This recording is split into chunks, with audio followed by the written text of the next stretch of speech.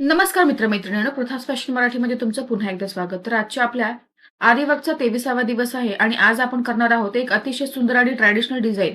ती म्हणजे मोरपंख. आपण पाठीमागच्या म्हणजे 22व्या व्हिडिओमध्ये संपूर्ण मोराची डिझाइन पाहिलेली होती. आता आपण मोरपंख कसा तयार करायचा ते पाहणार आहोत.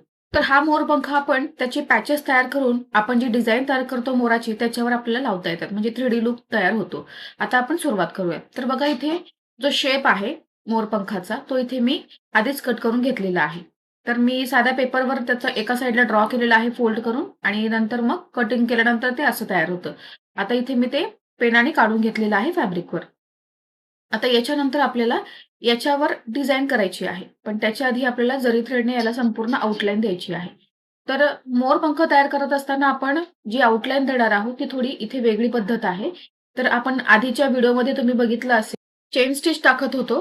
तर आत्ताची जी ही आउटलाईन आहे तर याच्यामध्ये आपल्याला संपूर्ण भागाला जो शेप आहे त्याला चेन स्टिचने आउटलाईन तर द्यायचीच आहे जरीच्या थ्रेडची. पण पुन्हा आपल्याला याच्यावर आणखीन एक आउटलाईन द्यायची आहे. तर ती कशी द्यायची ते आता आपण हे कंप्लीट झाल्यावर पाहणारच आहोत. तर अशा पद्धतीने आपल्याला अगदी एकसमान टाके टाकायचे आहेत. कुठेही जास्त मोठा किंवा छोटा टाका टाकायचा नाहीये किंवा जी लाईन आहे, जो शेप आहे त्याच्या बाहेर आपल्याला जायचं नाहीये. तर आता इथे जी आउटलाईन आहे ती इथे कंप्लीट झालेली आहे. आता एंड नॉट द्यायचा आहे. आता याच्यानंतर बघा आपल्याला जी झिगझॅग लाईन आहे, क्रिस क्रॉस लाईन त्या पद्धतीने आपल्याला टाका टाकायचा आहे.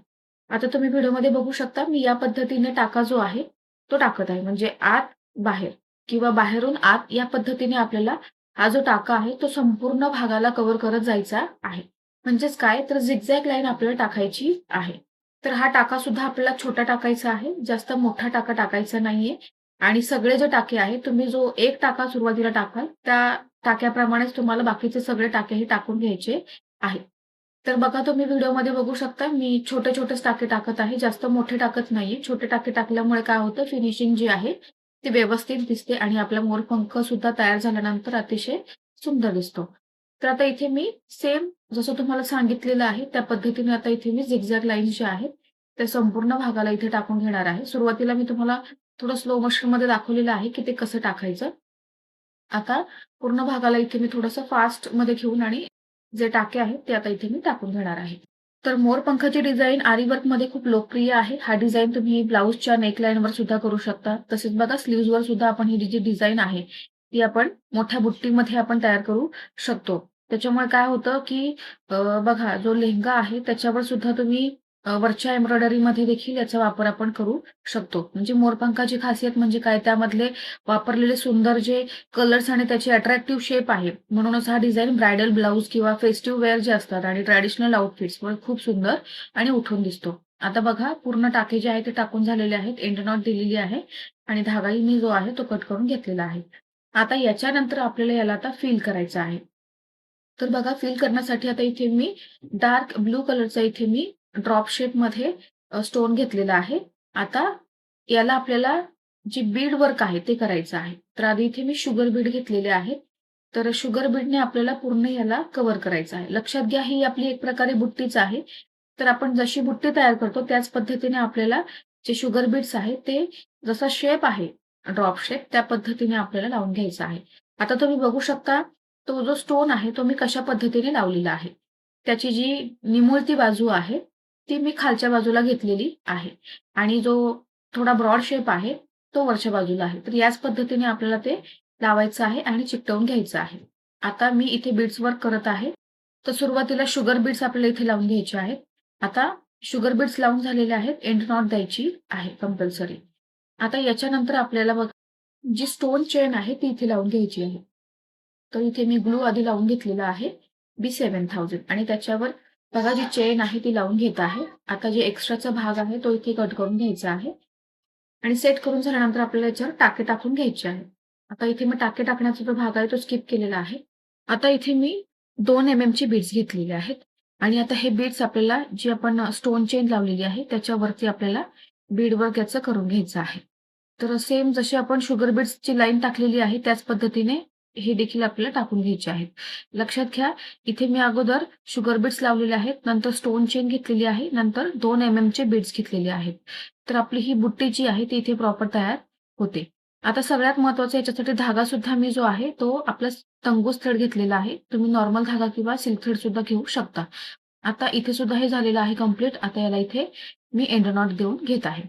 आता थ्रेड वर्क करायचं आहे. तर मी थ्रेड वर्कसाठी 2 प्रकारचे धागे घेतलेले आहेत. स्काय कलर आणि ग्रीन कलर. तर हे दोन्ही मी मिक्स घेतलेले आहेत. आता बघा ही जी लाईन आहे, जिथपर्यंत मला करायचं आहे तिथपर्यंत मी लाईन इथे ड्रॉ करून घेतलेली आहे. आता इथून मी टाका टाकणार आहे. तर या पद्धतीने आपल्याला सॅटिन स्टिचेस इथे टाकून घ्यायचे आहेत. तर अगदी स्टेप बाय स्टेप जायचं आहे. प्रॉपर जे कोपरे आहेत ते सुद्धा आपल्याला इथे सोडायचे नाहीयेत. तर जिथे कोपरा आहे तो एकदम नॅरो साइड तिथे आपल्याला टाका जो आहे तो छोटा घ्यायचा आहे. म्हणजे त्या साइज एवढाच. जशी साइज वाढेल तसा टाक्याची साइज सुद्धा वाढेल. तर या पद्धतीने आपल्याला संपूर्ण जो शेप मी तिथे आउटलाईन जी दिलेली आहे, त्या आउटलाईनपर्यंत आपल्याला कव्हर करत जायचं आहे. तर इथे सॅटिन स्टिचेस टाकायचे आहेत आपल्याला. लक्षात घ्या आपलं हे अगोदरच्या व्हिडिओमध्ये झालेलं आहे. मी प्रत्येक व्हिडिओमध्ये सांगते कारण जे नवीन बघणारे असतील त्यांना समजावं यासाठी. तर लक्षात घ्या जसं की आपण बीड वर्क करत असताना सुद्धा आपल्याला कुठेही गॅप सोडायचा नाहीये. सगळे बीड्स एकाला एक जोडून आले पाहिजेत. त्याच पद्धतीने आपला धागा सुद्धा जो आपण ज्यावेळेस थ्रेड वर्क करतो, त्यावेळेसही आपला जो गॅप आहे तो कुठेही दिसता कामा नये. म्हणजेच काय तर आपलं फॅब्रिक नाही दिसलं पाहिजे. यासाठी आपल्याला व्यवस्थितपणे आणि सावकाशपणे धागा जो आहे, तो आपल्याला तिथे थ्रेड वर्क करायचं आहे. तर आता हे कंप्लीट झालेलं आहे. एंड नॉट खाली दिलेली आहे. आता बघा आपल्याला इथे बीड वर्क करायचं आहे पुन्हा. तर या पद्धतीने मी लाईन काढून घेतलेल्या आहेत.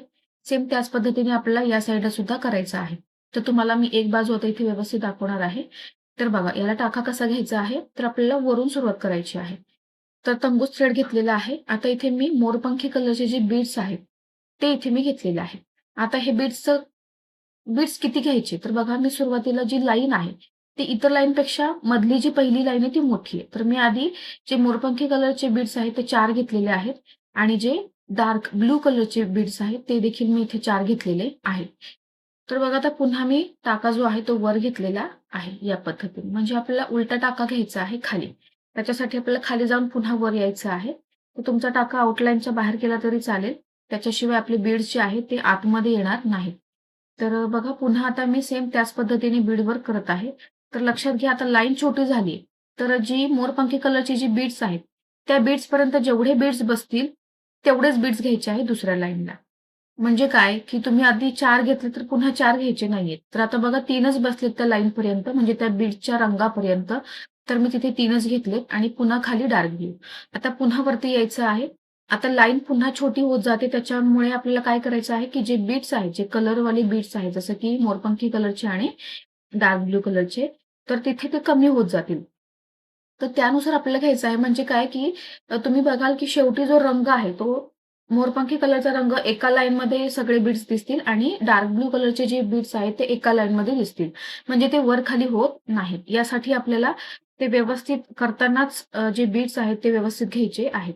आता इथे 2-2 मला लागतायत तर मी 2-2 टाकते. पुन्हा शेवटी आपल्याला फक्त एक-एकच बीड लागतो. तर त्यावेळेस तुम्ही एक आलटून-पलटून म्हणजे एक मोरपंखी कलरचा आणि एक डार्क ब्लू कलरचा अशा पद्धतीने घेऊन आणि ते संपूर्ण जो भाग आहे तो कव्हर करू शकता.